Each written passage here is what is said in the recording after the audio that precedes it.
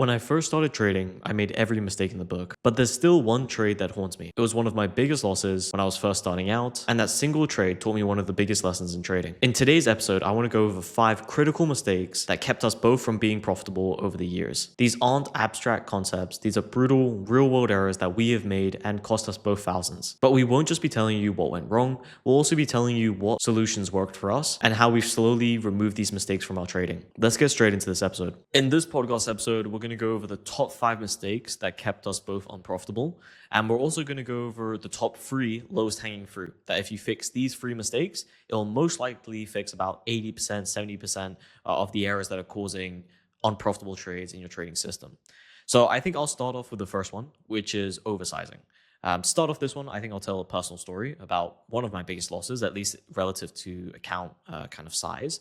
And that was on VERU back in the day. What I had really done was that VERU had gapped up in the day. And at least for my system back in that time, I was shorting gap ups in small cap space. So that primarily meant if something was up maybe 100%, I would short it near open or just after open.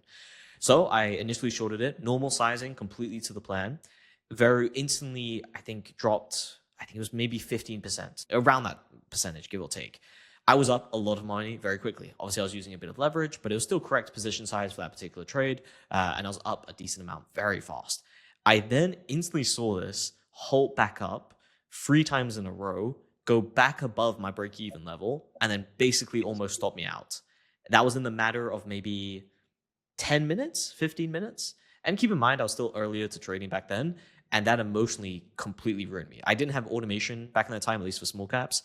And what I did, instead of stopping out basically and keeping my stop order there, I canceled that stop order and I added more position size to it.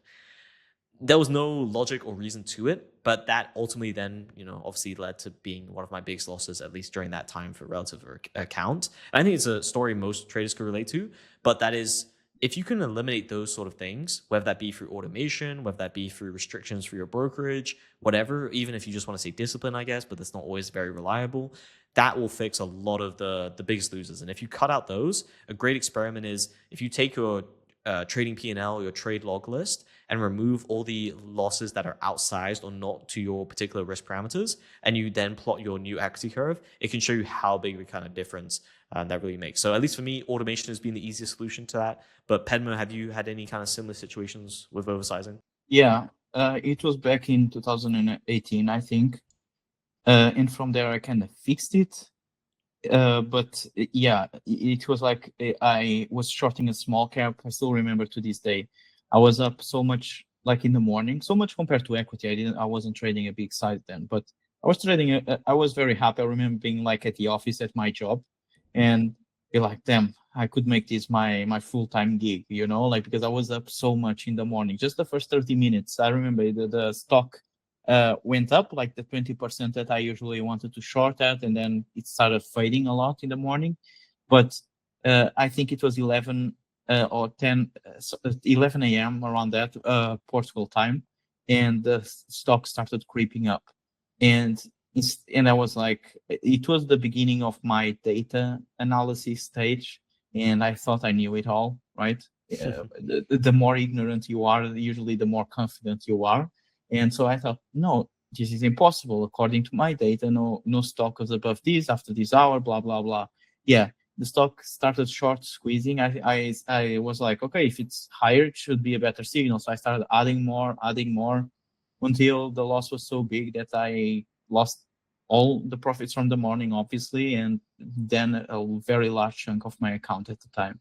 I remember still to this day that even though, again, the loss wasn't huge in dollar amounts because I didn't have much back then, it was so devastating that I thought about quitting trading that day. So people overestimate their ability to forecast or to have a good signal in the markets. And people should keep like the sizing of their position equal across bets. Sure, some bets have more alpha or more signal than other bets. That's normal. Like something that is up 150% is different from something that is gapping up 30%, right? And I do think that more seasonal traders should have different sizing methods. So if something has a very much larger signal, they should have like more risk budget to that trade, basically. what the discretionary traders call the A plus setup and the B setup, whatever they grade these setups on. But for most traders, for people that are starting, people that don't have a profitable trading yet, they should keep their risk the same across every trade, in my opinion. 100%. I think you hit also like a really important note where you were saying, this has gone up further, which technically makes it a better signal. And, fundamentally that makes sense. I could understand that. And I think it was a very similar process for me on VERU, right? Where I was like, well, this already dropped 15% and recovered it. Surely this is just some sort of bounce and I'm just shorting the bounce and then it's going to go right back down. Like it's very easy for all these mistakes for your brain to make up whatever reasons to provide kind of confirmation bias, right? Like this sort of information you learned ages ago confirms this. So that's why you can be taking this extra size, for example. But ultimately, that's why, while it's classic advice, is like you set your plan beforehand and then you just execute. And whether that be that you've set criteria before and now, code is executing it for you, or whether you're executing it yourself, the plan always stays the same. And I can't remember who said it, but basically someone was saying that when you're in a trade, you have no right to make decisions on the go because you're kind of like in the firefight. You're not thinking as clearly as you would have been outside of that trade. Now, obviously, over time and as you get a lot more experience, that can maybe bend a bit. But especially when you're starting out, I think keep every decision making before the trade. And then once you're actually in the trade, it's nothing else but clicking buttons to execute your previous plan. Yeah, you are there to harvest some effect, right? To harvest the return from some effect of the market. And if you're going to go on every trade like winging it, it's going to be complicated, especially at the first time, especially before being profitable. But in your point around what we were discussing about the quality of the signal, you can actually, if you want to go a step further, you can measure that. You don't have to grade setups like discretionary to say, oh, this is A plus because other traders are saying it's A plus. You don't have to do that. You can pick up a signal. So you can, for example, you short whatever based on some standard deviation from a moving average. You can then detect your track your signal across different standard deviations, the same signal but across different stages, and see what kind of returns that signal produces as it becomes stronger and stronger. And if you really have edge, usually you'll see that the strongest the signal, the higher the returns that you'll find. So you can make an hypothesis to start sizing on higher and higher signals. Of course, again, this is for more experienced traders, in my opinion, and still they have to have some risk budgeting. It's not like, oh, it's a 200% signal, so I'm going to go 10x leverage like on this signal. No, you still need some rules around it. But what I'm saying is that, yes, there's techniques to pyramid into a trade, but those are more complex. 100%. I also think it just as one last kind of note for this particular one is that we were recently talking to a trader and he was adding kind of a percentage of risk per asset or strategy he was trading. And I think it's very important to know here when you're getting started, if you're risking, for example, 1% of your account, that should be divided across however many trades you're taking at one time or how many strategies you're taking at one time. You shouldn't be compounding that because every extra percentage of risk you're adding per your account size for maybe, let's say you're running 3 strategies, that's basically tripling your drawdown. So you're 3 times more likely basically to blow up the whole account. Or actually more than 3 times. But primarily just set one percentage, whether it be 1%, 2%, etc. Maybe even go up to 5 if you want to be way more of a risk taker. But ultimately understand that you're dividing that across everything. So across your trades, across your strategies, etc. Also, one other metric you should really look into is like risk of ruin. So you can understand what is the likelihood of that, and then that can help you determine what sort of percentage of your account you should be risking. Yeah, and even today for myself, I have those rules, right? My main model, my main system has like a 1% of equity maximum loss per trade, even across the board. Like, for example, when I'm taking a discretionary position, in most cases, I'm not going to say I'm always doing that, but in most cases, I don't want to lose more than 1 to 2 R, or what the discretionary traders call the R of my equity at any given time. So everything has to be sized. Like, even though I'm very confident in a trade, I don't want to risk losing everything because of this trade.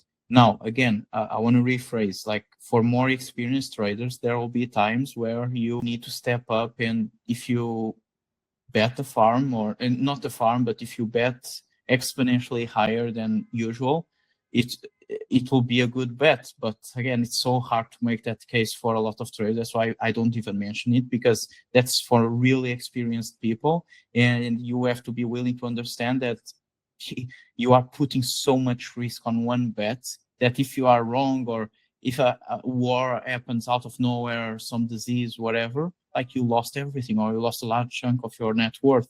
And that's something that every risk taker has to double in. 100%. All right, the second one is overtrading. And I'd say this one is similar to oversizing, where you'll probably make excuses behind the scenes, or at least I did, right? Where you see a setup that's maybe not exactly to your criteria, but very closely to it. And maybe you trade it anyway, or you've just heard other people talking about it. This probably was the most common example, at least for me, where I had my own strategy, own system, but then I'd see other traders I knew or someone else on Twitter, right? They're taking a position on this thing, or they're looking at this thing. And that leads me to overtrade. Fundamentally, what I'd say the easiest solution to this is either doing automation or primarily turning off your execution computer or whatever you're using to execute your trades after you've placed your positions. It's probably one of the hardest things to do because I think all of us have that tendency to look into other things we could be taking risk on, especially if you're a trader for the most part, or if you're, for example, in a drawdown, it can be very tempting to look then for other strategies to implement, or some discretionary trades you maybe want to place to make up for returns because of your systematic drawdown. All of those sort of things. What I've done is I think it's you learn it through reps. You have to make a couple of those mistakes and you realize pretty much every time it's negative EV. And a very easy way to do that is, like I kind of said with oversizing, just plot out your trade log, remove those over trading trades, and you'll see pretty much that you would have made a better performance if you just remove those trades overall.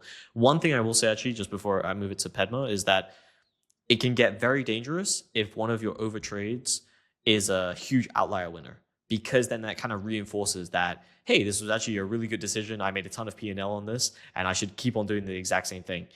Often trading can mess you up like that because the outcome of a trade doesn't necessarily mean that the process of it was good. So you do need to somewhat detach those two things and just understand that once you have your strategy and your criteria, just stick to it, or whatever your portfolio is. That is the main thing you're working towards and executing. There's nothing else really a part of the job. Completely agree. Like, there's two sides of the argument here. So one is overtrading is a bit of a meme in one sense, because if you really have edge, like you should be trading as much as possible. And when I say this is, okay, you factor in the fees, the costs, the slippage, everything into your edge, and you see a position that you have edge. Theoretically, if you can cover fees with that signal, you should be trading it as much as possible when you have it, right? It's simple, like you have a coin flip game or something, and you know that you make money on 70% of the ends. You want to flip that coin as much as possible. But on the other hand, there's an interesting example like this year. So I don't know if I mentioned here, but I write about it a lot. Like my main model is completely systematic, but I still take manual positions, right? So a few months ago, I noticed that I was trading some signals that were not completely designed by my initial system. So I was having a good period, and I started taking positions that the signals were not the highest quality. I'm not going to get into the details here, but I went through all my trades, over 400, 500 trades in the last 2 years, all of them. I categorized each of the trades manually. So I made some comments near the trade, like on a column. I put some notes there, and then I categorized them, and then I passed that data through ChatGPT, and I asked it, like, go through the notes and find patterns in my behavior, or something I said like that. And what I found was that these let's say lower quality signals that I was taking, even though I have everything systematic, I still allow them to take. Like they cost me around 19. I have the data in my front. It cost me 19.2% PNL. 19, Damn. so almost 20% PNL. This single mistake cost me. And I let it slip again, even though I have everything systematic, I still manually execute my positions, but I allowed it to pass because I was not factoring in that idea of taking positions that are not the highest quality. So always consider if you are really taking the positions that you should be taking, and if you start being a bit too trigger happy and start taking too many positions, ask yourself why and what it is costing you. 100%. I will say just one thing on the first note you said that I don't really classify that as over trading. Like if your system slash criteria says to take the trade, whether it be hundreds of trades or thousands of trades, I'd always take the trade, right? What I normally classify as over trading is when you let those boundaries slip, or if you're just simply trading stuff, your criteria simply says don't trade, but you're for whatever reason discretionary or whatever. That's the sort of reason why you're trading them, because I think especially I've noticed from drawdown periods, that's when I normally get trigger happy, at least for me, because then I'm like, oh, I could make back these returns on this particular position or this sort of idea, etc. And that's Mhm. normally where I get into trouble. So I do think one ironic way to sort of fix this problem that I think we've both encountered is to have maybe a dedicated 1% or 0.5% of your portfolio that you can put on these kind of silly trades or these things that you maybe want to take a position on and test if it sort of works, right? I don't think there's anything wrong with that. It scratches the itch. It makes you not do something stupid and get very restless and then put on a huge position on one. You could just put a couple $100 or whatever is relative to your account size on that particular position just to scratch the itch of saying, oh, okay, I can see if this works out or not. What is funny is that I actually took these trades more. I noticed I take more of these trades when I'm actually making a lot of money. Wait, really? What? Yeah, What is it? because Just like everything's going good, so you just why not do yeah, more? I guess. I, I'm the man. That's I'm fair. like, That's fair. it's I'm actually being very like because you will really feel like that. You feel okay. Everything that I touch makes money. This looks good. I'm going to touch it also, but it might not completely. How can I say it? Put all like the dots in every criteria that you have, but you still take it because everything is going so good. You can pay it off. You don't care.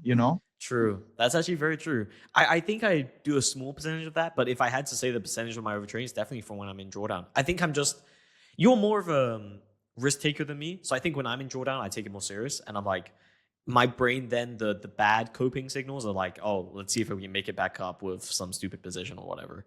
But that's funny. That's good to know. All right, the third low hanging fruit I'd say is trading in liquid stuff. This is quite a short one. It's quite self-explanatory, but it can be very dangerous. And I know a couple of people that have definitely got caught out with this. This was mainly back in the times of like OTCs, but I guess it could apply to very low cap meme coins or I guess like tokens, etc. In crypto. But this is primarily where you're taking a decent sized position in something that is relatively hot right now. So, for example, it was like OTCs, right, in 2020. You could actually push through quite a lot of size during that time, but they dry up incredibly, quickly. Meaning that you could maybe have, let's say, a 50K position on a particular OTC or like token, and then you hold it if it's a swing position, maybe for a week or two. But then liquidity super dries up, and now if you're trying to exit that position, you're going to have to eat all the bids or the asks, depending on what sort of way. So that is a very easy way to make one 1R loss, let's say, or your designated loss on this 5 times bigger, 10 times bigger. I've seen absolute worst case scenarios where you can take a very heavy hit, or maybe you're gonna have to very slowly exit out of this position, and then that creates technical debt, and then also just like psychological debt, where you're gonna have to manage this annoying position over X amount of time to actually try and get out of it. Have you ever experienced this, Padma? I don't know. I've never asked that to you. Yeah, remember our poly market bet? Ah, yes, we did. Oh my God, that was very recently. Yes, you're correct. Yeah. So I had to be a few hours on the book trying to squeeze in out of it. So and it's like we didn't get a major loss. I think we got break even or a small loss, right? I think it was $500 loss, like nothing special. But I spent a few hours on that book stressing over it because I couldn't get out, and everybody was like just market order making a mess on the book, and I was like very careful, limiting orders on the ask, always trying to get out. Yeah, 100%. All right, I'll move on to the fourth one, which I think is probably the largest topic. I will say, for the most part, this is probably referenced in other podcast episodes, which is just trading without an edge.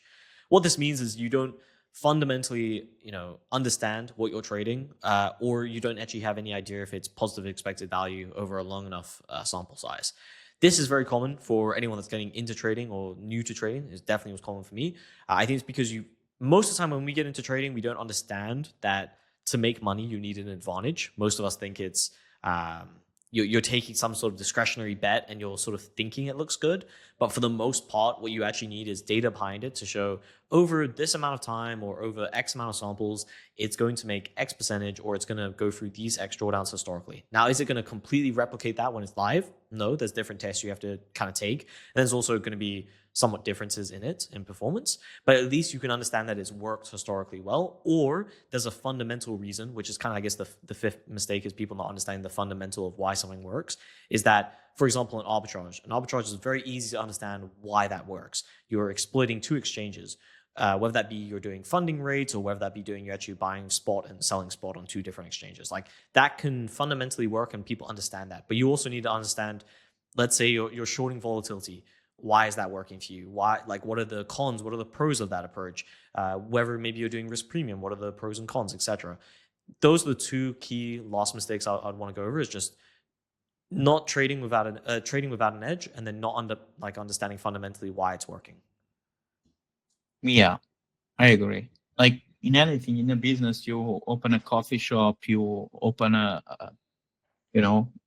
whatever, a clothing shop, whatever you want to, any business requires some form of edge. If you have a competitive advantage, like your cousin gives you the fruit for your coffee shop, then there, for a discount, there you have an advantage over other coffee shops that sell juice, So what is your competitive advantage? What are you offering the market that makes it viable, that the market pays you over long times? And that's usually bearing risk that others don't want, or making the markets more efficient. That's it.